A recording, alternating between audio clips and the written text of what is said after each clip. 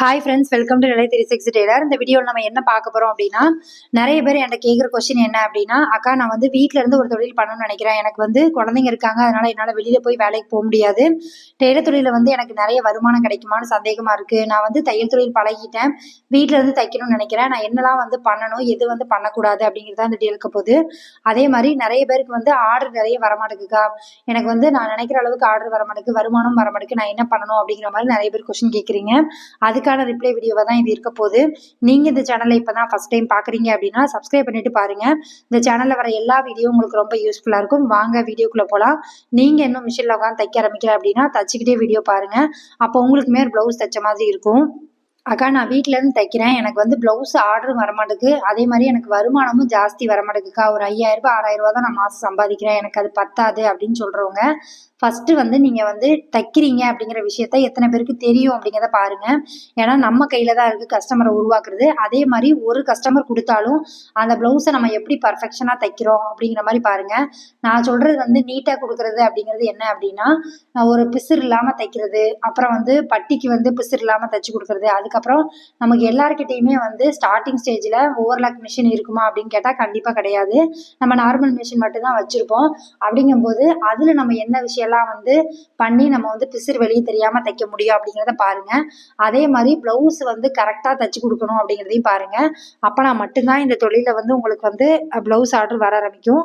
அதே மாதிரி ஸ்டார்டிங் ஸ்டேஜ்ல வந்து ஒரு சின்ன தப்பு சொல்றாங்கன்னா அதை அக்செப்ட் பண்ணிட்டு அந்த தப்பை சரி பண்ண ட்ரை பண்ணுங்க. அதை விட்டுட்டு நான் இப்படி பண்ணவே இல்லை, நீங்க தான் இப்படி சொல்றீங்க, இத்தனை நாள் நான் தச்சு கொடுத்துருக்கேன், யாருமே என்கிட்ட இப்படி சொன்னதில்லை அப்படிங்கிற மாதிரி ஆர்கியூ பண்ணாம எந்த கஸ்டமர் என்ன சொன்னாலுமே அதை நான் வாங்கிட்டு அதை வந்து சரி பண்றதுக்கு நம்ம என்ன பண்ண முடியுமோ அதை வந்து நீங்க பண்ணுங்க. கண்டிப்பா உங்களுக்கு வந்து ஆர்டர் வர ஆரம்பிக்கும். இன்னொன்னு, உங்க சுத்தி இருக்க எல்லாருக்குமே நீங்க தைக்கிறது தெரியுதா அப்படிங்கிறத பாருங்க. ஒரு சிலர்லாம் வந்து நான் தைக்கிறேன் அப்படிங்கிற விஷயத்த சொல்றதுக்கே பயப்படுறீங்க. இதுல வந்து பயப்படுறதுக்கு ஒண்ணுமே கிடையாது. நீங்க ட்ரை பண்ணி பார்த்துட்டு ஒரு பிளவுஸ் வந்து பிடிச்சிருக்கு அப்படின்னா நீங்க தைங்க அப்படிங்கிறது தான் நம்ம கஸ்டமர்கிட்ட சொல்ல வேண்டியது. புது கஸ்டமர் எப்போ வந்தாலும் சரி, நீங்க வந்து நார்மல் பிளவுஸ் ஒன்று தச்சு கொடுத்துட்டு அது உங்களுக்கு கரெக்டா இருக்கா அப்படின்னு பாருங்கக்கா, அதுக்கப்புறம் நான் வந்து சாரியோட பிளவுஸ் தைக்கிறேன் அப்படிங்கிற மாதிரி சொல்லுங்க. அப்பவுமே அவங்களுக்கு உங்க மேல ஒரு கான்ஃபிடென்ட் வந்துடும். ஏன் அப்படின்னா, நம்ம கிளாத் வந்து வம்பா போகக்கூடாது அப்படிங்கிற மாதிரி இந்த பொண்ணு யோசிக்குது அப்படிங்கிற நம்பிக்கை வந்து உங்களுக்கு மேல வரும். அதனால ஃபர்ஸ்ட் நீங்க தைக்க போறீங்க, அதாவது புது கஸ்டமர் வந்திருக்காங்க அப்படின்னா இந்த விஷயத்த கண்டிப்பா ஃபாலோ பண்ணுங்க. அதே மாதிரி இப்ப இருக்க நிறைய பேர் வந்து என்ன பண்றாங்க அப்படின்னா, நிறைய புது டிசைன் வந்து இன்ஸ்டாகிராம்ல பாக்குறது, இல்ல யூடியூப்ல பாக்குறது, அந்த மாதிரி டிசைன் வேணும்னு கேக்குறாங்க. அந்த மாதிரி டிசைன் வந்து நம்ம கடையில போய் பண்ணும்போது ரொம்ப சார்ஜ் பண்றதுனால சில பேரால வந்து தைக்க முடியாது.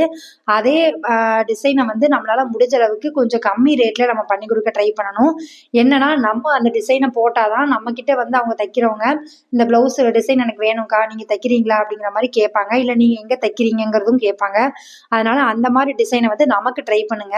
ட்ரை பண்ணி நீங்க எங்கேயாவது போகும்போது தான் அவங்க ஃப்ரெண்ட்ஸ்க்கோ உங்க ஃபேமிலிக்கு பக்கத்துல இருக்கிறவங்களுக்கோ வந்து தெரியும். இந்த டிசைன் யார் பண்ணாங்கன்னு கேட்கும்போது நான் தான்க்கா பண்ணேன், உங்களுக்கு தைக்கணுமா அப்படின்னு கேட்டு நம்ம அந்த மாதிரியே ஆர்டர் வாங்கலாம். அதே மாதிரி நிறைய பேர் என்ன பண்றீங்க அப்படின்னா, நார்மல் பிளவுஸ் தைக்க சொன்னா எனக்கு தைக்க தெரியும்க்கா, எனக்கு டிசைனர் பிளவுஸ் எனக்கு தைக்க தெரியாது அப்படிங்கிற மாதிரி யோசிக்கிறீங்க. டிசைன் வைக்கிறது வந்து ரொம்ப ஈஸி. உங்களால பிளவுஸ் தைக்க முடியும் அப்படின்னா கண்டிப்பா டிசைன் வந்து பண்ண முடியும். உங்களுக்கு எந்தபடி பண்ணா ஈஸியா இருக்கும் அப்படிங்கிறத நீங்களே வந்து ரெடி பண்ணிட்டு அதுக்கப்புறமா தைங்க. எப்பவுமே ஒரு பிளவுஸ் வந்து தைக்க முன்னாடி ஸ்டார்டிங் ஸ்டேஜ்ல வந்து எல்லாருமே வந்து இந்த டிசைனை எப்படிலாம் பண்ணலாம், எப்படி பண்ணா கொஞ்சம் ஈஸியா இருக்கும் அப்படிங்கிற மாதிரி யோசிச்சுட்டு தான் பண்ணுவாங்க. அந்த யோசிக்கிறதுக்கு டைம் கொடுங்க. ஒரு சின்ன பீஸ்ல வந்து பண்ணி பாருங்க, இந்த டிசைன் இப்படி பண்ணா நல்லா இருக்குமா அப்படிங்கிறத. கட் பண்ணதுக்கு முன்னாடி ஒரு நார்மல் கிளாத்ல வந்து கட் பண்ணி பாருங்க, அந்த டிசைனுக்கு இப்படி கட் பண்ணா கரெக்டா வருமா அப்படின்னு. இந்த மாதிரி சின்ன சின்ன விஷயம் நம்ம பண்ணா மட்டும்தான் நம்ம டிசைன் பண்ணும்போது நமக்கு வந்து கான்ஃபிடென்ட்டா தைக்க முடியும். ஒரு டிசைன் அப்படிங்கிறது என்னன்னா, நம்ம வைக்கிற டிசைன் மட்டும் கிடையாது. நம்ம கட் பண்றதுல வந்து ரவுண்டு, ஸ்டார் நெக் அந்த மாதிரி டிசைன்ல மட்டும் கிடையாது. அதுல வைக்கிற லேஸு, நம்ம செலக்ட் பண்ற லேஸு, அப்புறம் பீட் ஒர்க் பண்றது, அதுக்கப்புறமா வந்து பேட்ச் ஒர்க் வந்து பண்றது, இந்த மாதிரி விஷயங்கள் தான் வந்து அந்த பிளவுஸை வந்து நான் அழகாக்கும். நீங்க வந்து ஒரு சில வேலை வந்து கொஞ்சம் எக்ஸ்ட்ரா பண்ணி கொடுத்தீங்க அப்படின்னா, கஸ்டமர் வந்து இன்னொரு இடத்துக்கு போட்டு போறாங்க அப்படிங்கும்போது, அந்த வழியாவும் உங்களுக்கு வந்து ஆர்டர் வர்றதுக்கு வாய்ப்பு இருக்கு. அதனால ஒரு டிசைன் பண்றீங்க அப்படின்னா, அந்த டிசைனை பார்த்து எனக்கு வந்து கஸ்டமர் நிறைய வரணும் அப்படிங்கிறதுக்காக நீங்க வந்து நிறைய விஷயம் வந்து மெனக்கிட்டு பண்ணுங்க. கண்டிப்பா உங்களுக்கு ஆர்டர் வரும். இன்னைக்கு வந்து எனக்கு வருமானம் கிடைக்கலக்கா அப்படிங்கிறதுக்காக இந்த தொழிலை விட்டுட்டு நீங்கள் வேற தொழிலுக்கு போறீங்க அப்படின்னா இதுவும் நம்ம கற்றுக்கிட்டு வீட்டில் வந்து நம்ம மிஷினும் சும்மா இருக்கும். அதே மாதிரி நிறைய பேருக்கு வந்து வேலைக்கு போகிறதுக்குமே வந்து வாய்ப்பு இல்லை அப்படிங்கிறதுக்காக தான் இந்த தொழில் வந்து கற்றுக்குவீங்க. ஏன்னா நம்ம வெளியில் போய் வேலைக்கு போனால் நம்ம குழந்தைங்கள பார்த்துக்க முடியாது, நம்ம வீட்டை கவனிக்க முடியாது அப்படிங்கிறதுக்காக ரீசனுக்காக மட்டும்தான்.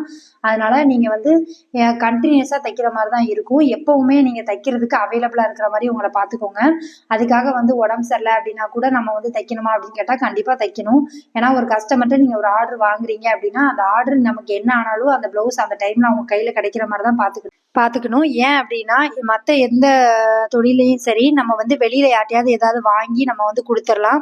இதுல வந்து நம்ம அப்படி பண்ண முடியாது. ஏன் அப்படின்னா நம்ம வந்து அவங்க ஒரு ஃபங்க்ஷனுக்கோ இல்லை ஒரு ஃபெஸ்டிவல் போறதுக்கோ தான் கேட்டிருப்பாங்க. நம்ம வந்து அந்த டைம்ல வந்து நோன்னு சொன்னோம் அப்படின்னா நமக்கு கஸ்டமருக்கும் கண்டிப்பா வாக்குவாதம் ஆகும். அதனால நீங்க என்ன பண்ணணும் அப்படின்னா நீங்க வந்து தைக்கிறத எப்பவுமே வந்து வாங்குறீங்க அப்படின்னா எப்பவுமே ஒரு 2 நாள் மட்டும் நம்ம தச்சு வைக்கிற மாதிரி பார்த்துக்கோங்க. இந்த மாதிரி இருக்கும்போது தான் நமக்கு என்ன ஆகும் அப்படின்னா நெருக்கடி வராது. ஒரே டைமிங்ல 10 பேர் கேட்கறது 5 பேர் கேட்கறது வரும்போது நமக்கு வந்து அந்த டைமிங்ல ஒரே நாள்ல நம்ம 10 ப்ளவுஸ் தைக்கிற மாதிரி ஆயிரும். இந்த மாதிரி சூழ்நிலை வரக்கூடாது அப்படின்னா கண்டிப்பா வந்து ப்ளவுஸ் கேட்கறவங்க கிட்ட நீங்க வந்து என்னைக்கு வேணும்னு கரெக்டா கேட்டுட்டு அதுல இருந்து ஒரு 2 நாள் நோட்டி நீங்க தைக்கிற மாதிரி பார்த்துக்கோங்க. இந்த வீடியோ பார்க்குற எத்தனை பேர் வந்து இதை வந்து உங்களுக்கு நடந்திருக்கு அப்படிங்கிறதுமே சொல்லுங்க. என்னன்னா ஃபர்ஸ்ட் வந்து ஸ்டார்டிங்ல நான் தைக்க ஆரம்பிக்கும் போது என்னாச்சு அப்படின்னா நம்ம வந்து தச்சு கொடுத்துட்டு இருப்போம். அப்போ வந்து ஒரு சில கஸ்டமர் வந்து நம்ம கிட்ட கொஞ்சம் பிரச்சனை பண்ணுவாங்க. நீ என்ன தச்சிருக்க அப்படிங்கிற மாதிரிலாம் பேசுவாங்க. அதை கேட்ட உடனே நமக்கு என்ன ஆகும் அப்படின்னா நம்ம யார்ட்டையா சொல்லணும், இப்படிலாம் சொல்லிட்டாங்கப்பா என்ன அப்படின்னு அந்த சொல்லணும்னு நினைப்போம். அந்த சொன்ன உடனே நம்ம என்ன ஆகும்னா எதுக்கு உனக்கு இந்த வேண்டாத வேலை, பெசாட்டு நீ ஒரு வேலைக்கு போக வேண்டியதுதானே அப்படிங்கிற மாதிரி இந்த மாதிரி வார்த்தை எத்தனை பேர் கேட்டிருக்கீங்க அப்படிங்கிறத சொல்லுங்க. எல்லா டெய்லர்ஸுமே வந்து இதை கடன் தான் வந்திருப்பாங்க. இன்னொன்று என்ன அப்படின்னா எந்த ப்ளவுஸை வந்து கொடுத்துட்டு என்கிட்ட வம்பாயிட்டு இனிமேல் உன்னை தைக்கவே கூடாது அப்படின்னு சொல்லிட்டு போனாங்களோ அவங்க இன்னைக்கு வந்து கிட்டத்தட்ட ஒரு 1/2 மணி நேரம் ட்ராவல் பண்ணி வந்து என்கிட்ட கொடுத்துட்டு போகிற அளவுக்கு நான் வந்து என்னை இம்ப்ரூவ் பண்ணியிருக்கேன். ஏன்னா அவங்க சொல்கிற சின்ன சின்ன தப்பெல்லாம் நான் சரி பண்ண போய் மட்டும்தான் என்னால் வந்து இப்போ நல்ல டெய்லராக உருவாக முடிஞ்சுது. எப்போவுமே வந்து ஸ்டார்டிங்கில் நம்ம வந்து தச்சு பழகிட்டு வெளியில் வரும்போது நம்ம அங்கே கற்றுக்கிறதுக்கும் நம்ம ப்ராக்டிக்கலாக வீட்டில் இருந்து நம்ம வந்து ஒரு தொழில் பண்ணுறதுக்கும் நிறைய டிஃப்ரெண்ட் இருக்கும்.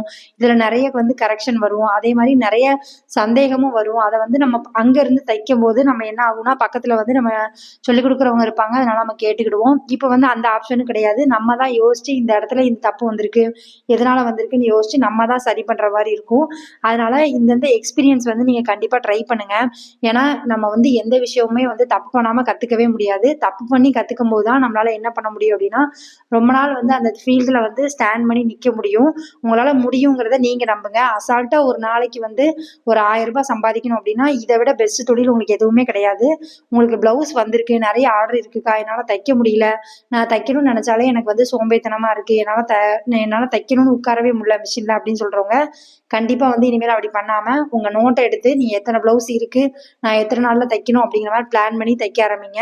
ஒவ்வொருத்தருக்கும் வந்து ஒவ்வொரு தேவை இருக்கு. நீங்க வந்து யாருக்குமே வந்து பணம் வேண்டாம் அப்படிங்கிற சொல்ற அளவுக்கு யார்ட்டையுமே பணம் கிடையாது. இந்த தொழில் பண்ற அத்தனை பேருமே இதை வச்சு நம்ம ஒரு வீட்டு செலவை யூஸ் பண்ணிக்கலாம், இல்ல நம்ம குழந்தைங்களுக்கு ஏதோ ஒண்ணு வாங்கி கொடுத்துக்கலாம், இல்ல நம்மளோட தேவைக்கு எதுக்காவது யூஸ் ஆகும். இந்த மாதிரி கேட்டகரியில இருக்கிறவங்க தான் நிறைய பேர் வந்து தைக்கிறீங்க. இந்த தொழிலை வச்சுட்டே நிறைய பேர் வந்து ஷாப் வைக்கலாமா அப்படிங்கிற மாதிரி ஐடியாலாம் இருக்கிறீங்க.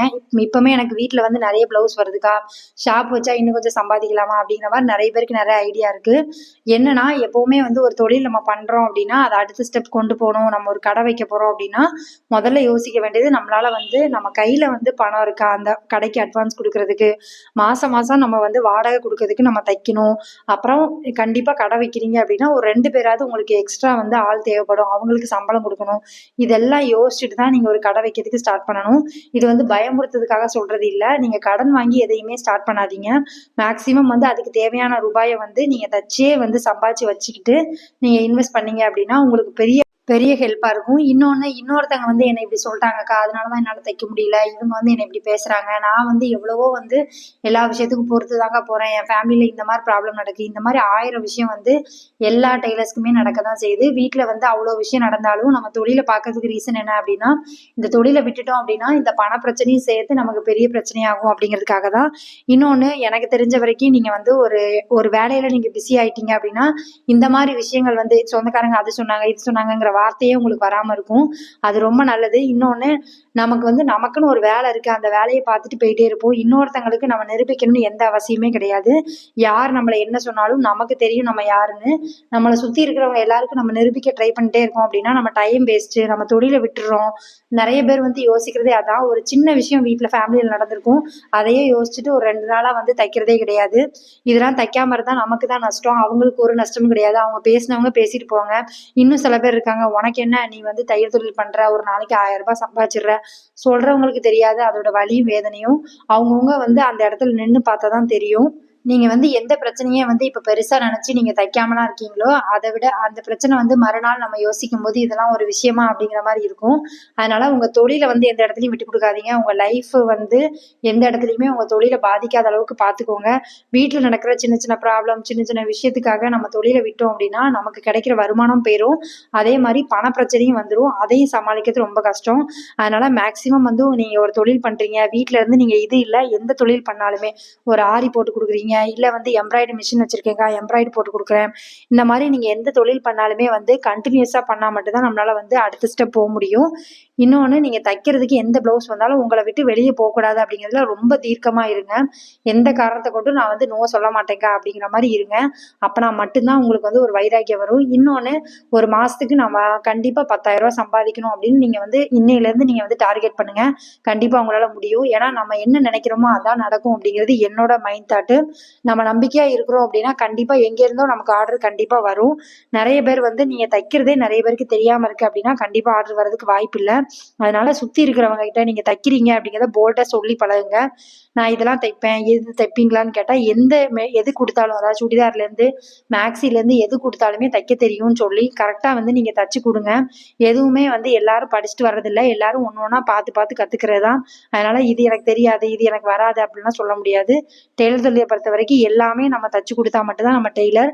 இந்த டிசைன் எனக்கு பண்ண தெரியாது, இது வந்து தெரியாது அப்படிங்கிற மாதிரி இல்லாமல் நீங்கள் எல்லாமே ட்ரை பண்ணுங்கள், கண்டிப்பாக உங்களுக்கு வரும். நீங்க வந்து இப்போ வந்து மாசம் எவ்வளோ வந்து சம்பாதிக்கிறீங்க அப்படிங்கிறதையுமே கீழே கமெண்ட் பண்ணுங்க. ஏன்னா பிகினரா இருக்கவங்களுக்கு இதை பார்க்கும்போது ரொம்ப வந்து அவங்களுக்கு மோட்டிவேட்டடா இருக்கும், எனக்குமே மோட்டிவேட்டடா இருக்கும். ஒருத்தருக்கு ஒருத்தர் வந்து போட்டி போட்டு நிறைய சம்பாதிப்போம். பொறாம தான் இருக்கக்கூடாது. போட்டி போட்டோம் அப்படின்னா நிறைய வந்து சம்பாதிக்க முடியும். இந்த வருஷம் வந்து நான் இவ்வளோ ரூபாய் இந்த மாசம் சம்பாதிச்சிருக்கேன், அடுத்த மாசம் நான் இவ்வளோ ரூபாய் சம்பாதிக்கிறேன் அப்படிங்கிற மாதிரி உங்களுக்குள்ளேயே ஒரு வைராக்கியம் வச்சுக்கோங்க. கண்டிப்பா அது வந்து நடக்கும். இன்னொன்று, நீங்கள் வந்து உங்களுக்குள்ளேயே வந்து ஒரு டார்கெட் வச்சுக்கோங்க. நான் இந்த மாதம் வந்து இத்தனை ப்ளவுஸ் கண்டிப்பாக தைக்கணும் அப்படிங்கிற மாதிரி. அதே மாதிரி கஸ்டமர்ட்டையுமே நீங்கள் கரெக்டாக இருங்க. காசு கேட்கணும் அப்படின்னா நீங்கள் பயப்படக்கூடாது. கரெக்டாக வந்து அக்கா நான் இவ்வளோ ரூபாய் நீங்கள் கொடுத்துட்டு வாங்கிக்கோங்க அப்படிங்கிற மாதிரி நீங்கள் தெளிவாக பேச பழகுங்க. போல்டாக பேசினா மட்டும்தான் இந்த தொழிலை வந்து உங்களால் வந்து வருமானமும் வாங்க முடியும். நம்ம உழைக்கிறதுக்கு தான் வந்து காசு கேட்குறோம். அதனால் நீங்கள் வந்து தைரியமாக ப்ளவுஸ் கேட்குறாங்க அப்படின்னா அக்கா இவ்வளோ ரூபாய் நீங்கள் தந்துட்டு வாங்கிக்கோங்க அப்படிங்கிற மாதிரி சொல்லி பழகுங்க. அதுதான் உங்களை வந்து அடுத்த இடத்துக்கு முன்னேற்றும். Thank you friends. இவ்வளோ வீடியோ பார்த்ததுக்கு ரொம்ப நன்றி. இந்த வீடியோ வந்து உங்களுக்கு பிடிச்சிருக்கும்னு நினைக்கிறேன். பிடிச்சிருக்கு அப்படின்னா லைக் பண்ணுங்க, கமெண்ட் பண்ணுங்க, ஷேர் பண்ணுங்க. இந்த மாதிரி வீடியோ வேணும் அப்படின்னாலும் கீழே கமெண்ட் பண்ணுங்க.